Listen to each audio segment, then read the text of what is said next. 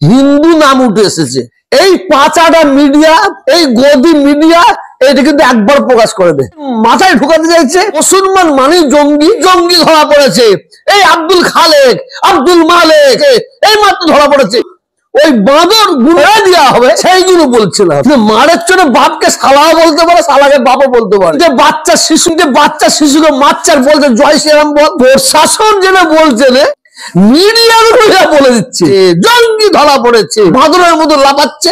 ইউনিটেডের রাগ, সব জায়গায় অশান্তি হচ্ছে। পশ্চিমবঙ্গে হিন্দু মুসলমানরা অশান্তি করছে না কেন? ওরা চুলকাতে নিজে চুলকে গেছে। হুজুর, গতকালকে মুর্শিদাবাদে দুজন হিন্দু জঙ্গি ট্রেন লাইন উড়িয়ে দেওয়ার একটা ষড়যন্ত্র করেছিল, হাতে নাতে ধরা পড়ে যায়। আমরা দেখলাম এই নিয়ে কিন্তু আলোচনা হচ্ছে না। গদি মিডিয়ারা চুপ, বিজেপি নেতারা চুপ। কি বলবেন আপনি? দেখেন, কালকে যে ঘটনাটা দেখলাম সোশ্যাল মিডিয়ার মাধ্যমে, আপনি যে হিন্দু বললেন, আমি হিন্দু বলবো না, অমানুষ। যারা জঙ্গি হবে তারা হিন্দু নয়, যারা জঙ্গি হবে তারা মুসলমান নয়, তারা হবে দেশের দুশ্মন। কালকে যে দুজন ব্যক্তি মুর্শিদাবাদে বোমা রেখেছিল ট্রেনের রাস্তাটাকে উড়িয়ে দিবার জন্য, সেটা কতটা সত্য কতটা মিথ্যা সেটা প্রশাসন দেখবে, যাচাই করবে। কিন্তু যে দুজনের নাম উঠে এসেছে, হিন্দু নাম উঠে এসেছে। যদি ওই হিন্দু নাম যদি দুটো না থাকতো, যদি দুটো মুসলমান হতো, এই কয়েকটা পাঁচাটা মিডিয়া, গদি মিডিয়া, সমাজ বিরোধী মিডিয়া, দেশে আগুন জ্বালানোর মিডিয়া, দেশে অশান্তি, হিন্দু মুসলমানে অশান্তিকারী মিডিয়া, এরা এই দুটোকে যদি মুসলমান ছেলে হতো তাহলে আজকে নাই এক সপ্তাহ ধরে জঙ্গি ধরা পড়েছে, নাম আব্দুল খালেক, আব্দুল মালেক করতো। যেহেতু নাম দুটো অন্য, ওই জন্য তারা এটা গেলে ধামাচাপা দিচ্ছে। আমি হিন্দু ভাইদের ছোট করছি না, মুসলমান ভাইদের ছোট করছি না। জঙ্গি যারা, তাদের এই রাজ্যে কোনো ঠাঁই নেই, দেশে কোনো ঠাঁই নেই। তারা জঙ্গি, তারা অমানুষ।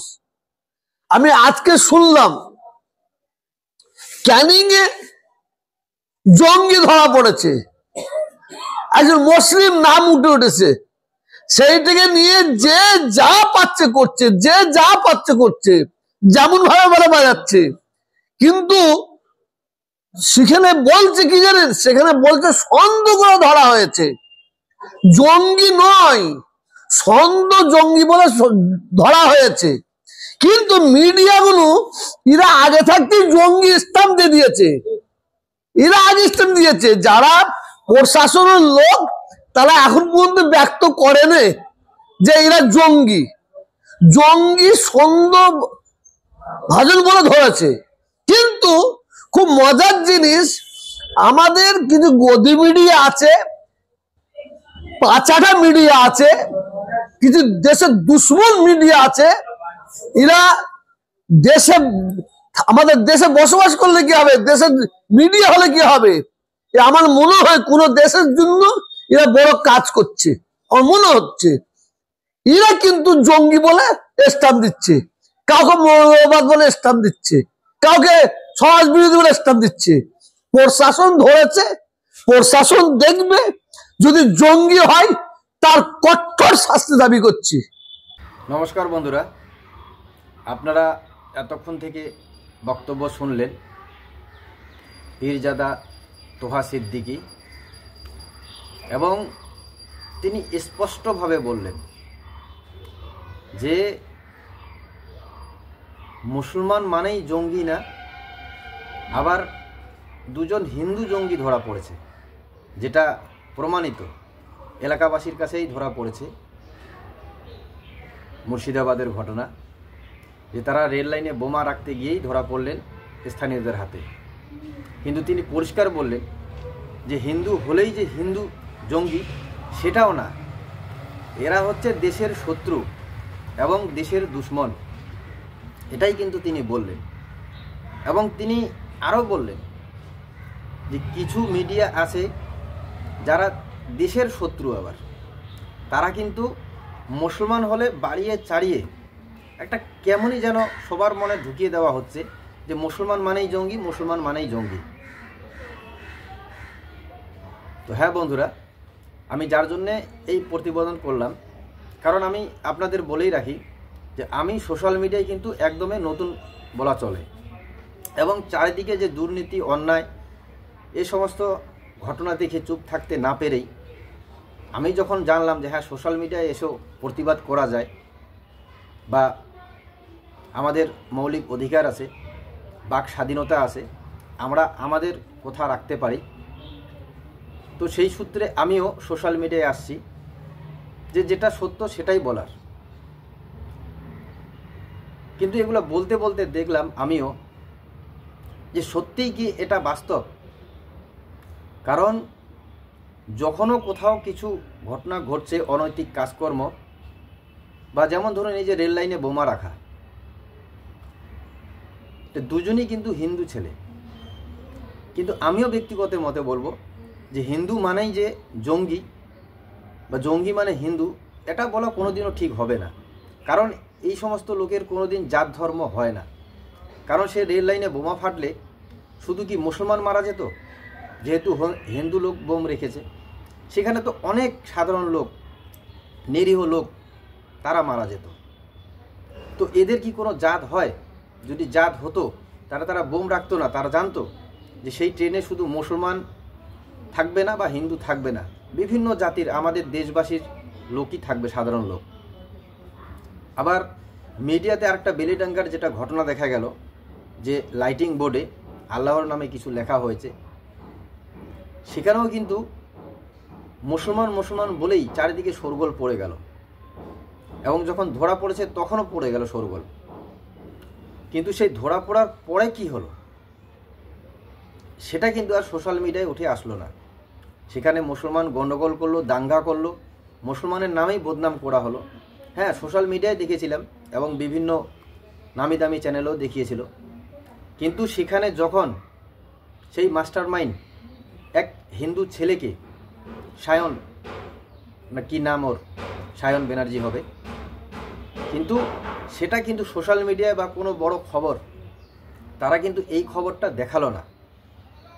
কিন্তু আমি যেটা মনে করি, ব্যক্তিগত মত, বা এটাই হওয়া হয়তো স্বাভাবিক, কারণ যে খবরটা আমরা শুরুতে একবার করব, সেই খবরটার লাস্ট অবধিও খবরটা পড়া দরকার, যে ঘটনার শুরুটা কোথায় হলো, তো ঘটনার শেষটা কি। কারণ সাধারণ জনগণকে সত্যটা জানানো দরকার, যেখানে এত বড় একটা বিশৃঙ্খলা হলো, আল্লাহর নামে ভুলভাল কিছু লেখা হলো, যার জন্যে দাঙ্গা হলো বা সেখানে এরকম মারপিট হলো, তো সেই জায়গার কি সূত্র বা কে এরকম ঘটনা ঘটালো, কেন ঘটালো, সেটা লাস্ট অবধিও দেখা দরকার। তাহলে জনসাধারণের মধ্যে বিভেদ সৃষ্টি হবে না, জনসাধারণের মধ্যে একটা ঐক্য বজায় থাকবে, একে অপরের প্রতি কেউ হিংসাত্মক হবে না। তো সেটা কিন্তু কোনো মিডিয়ায় আমি বলবো দেখানো হচ্ছে না, সেটা দেখানো উচিত।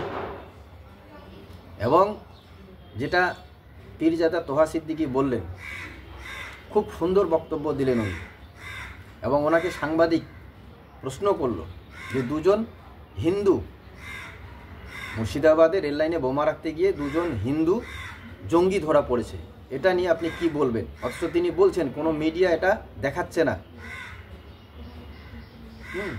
বিজেপিরাও কিছু বলছে না। কিন্তু আমি ব্যক্তিগত মতে বলবো, এটা মিডিয়া বা কোনো বিজেপি বা তৃণমূলের ব্যাপার না, এটা আমাদের দেশের ব্যাপার, দেশের সুরক্ষার ব্যাপার, এবং দেশের জনগণকে সত্যটা জানানো, যারা সোশ্যাল মিডিয়ায় কাজ করছে এবং যারা খবর করছেন নামি দামি চ্যানেল, তাদের এটা দায়িত্বের মধ্যে পড়ে। কোনো একটা খবর আমরা চেপে ধরবো, কোনো একটা খবর আমরা নাম দিয়েই প্রকাশ করব, মানুষের কাছে তথ্য তুলে ধরবো, আবার সেটারই যখন একটা ভুল কিছু বিভ্রান্ত বেরাবে সেটা আমরা মানুষের কাছে তুলে ধরবো না, তাহলে তো এটাই হলো যে পীরজাদা তোহা সিদ্দিকী যেটা বললেন, যে চটি চাটা মিডিয়া।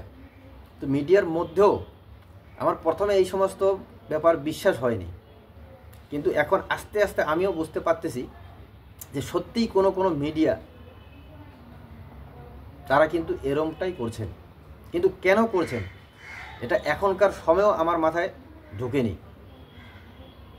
যদি আপনাদের কারো জানা থাকে কমেন্টে আমাকে অবশ্যই জানাবেন, কারণ আমি আবারও বলি আমি সোশ্যাল মিডিয়ায় কিন্তু নতুন, এবং আমি সোশ্যাল মিডিয়ায় এই কারণেই আসি যে প্রকৃত সত্য যেটা সেটাই বলার চেষ্টা করব, যেটা মানুষের কাছে অন্যায় হচ্ছে, দুর্নীতি হচ্ছে, সেটাই বলার চেষ্টা করব, সে যে দলেরই হোক না কেন। কিন্তু আজকের যেটা দেখা পাচ্ছি আমি সেটা একটু হলো ভিন্ন ধরনের। এখন আমার মনে হচ্ছে, আমারও মনে হচ্ছে কিছু মিডিয়া যেখানে সত্যটা দেখানো হচ্ছে প্রথম ধাপ, সেটা তো সত্য নাও হতে পারে, সেটার লাস্ট অবধি আমরা যাব, লাস্ট অবধিও আমরা সাধারণ ভারতবর্ষের মানুষের কাছে, সাধারণ মানুষের কাছে তুলে ধরব যে এটাই সত্য, এটাই হওয়া উচিত, আমার ব্যক্তিগত মনে বলি। তো পীরজাদা তোহা সিদ্দিকীর বক্তব্য আমার খুবই ভালো লাগলো, এবং আমার মনে হলো যে এটাও আপনাদের সামনে তুলে ধরা উচিত। এবং তার সাথে সাথে যদিও আমার বলাতে কি হবে আমি জানি না, কিন্তু আমি এই সমস্ত মিডিয়াদেরও বলবো, যারা আমরা সবাই সাধারণ মানুষের কাছে সত্যটা তুলে ধরার চেষ্টা করছি, তারা শুরু থেকে যে কোনো ঘটনার শেষ অবধি সেটাই দেখানোর চেষ্টা করব। তো আপনারা সকলেই ভালো থাকবেন এবং অযথা বিভ্রান্ত না ছড়ানোই ঠিক। তবে একটা কথা বলবো আমি, এটা পীরজাদা তোহা সিদ্দিকীর সাথে আমিও একমত, যে জঙ্গি বলতে কোনো জাতিগতভাবে হয় না, এরা সত্যিই দেশের শত্রু। এরা না হিন্দু, না এরা মুসলিম, না এরা খ্রিস্টান, না বৌদ্ধ, না আর কিছু। এদের কোনো জাতি হয় না, এরা দেশের শত্রু, এবং এদেরকে কঠোর থেকে কঠোর শাস্তি দেওয়া উচিত। তো বন্ধুরা, ভিডিওটি ভালো লাগলে শেয়ার করবেন এবং নতুন হয়ে থাকলে আমার চ্যানেলটি সাবস্ক্রাইব করবেন। জয় হিন্দ, বন্দে মাতরম, জয় বাংলা।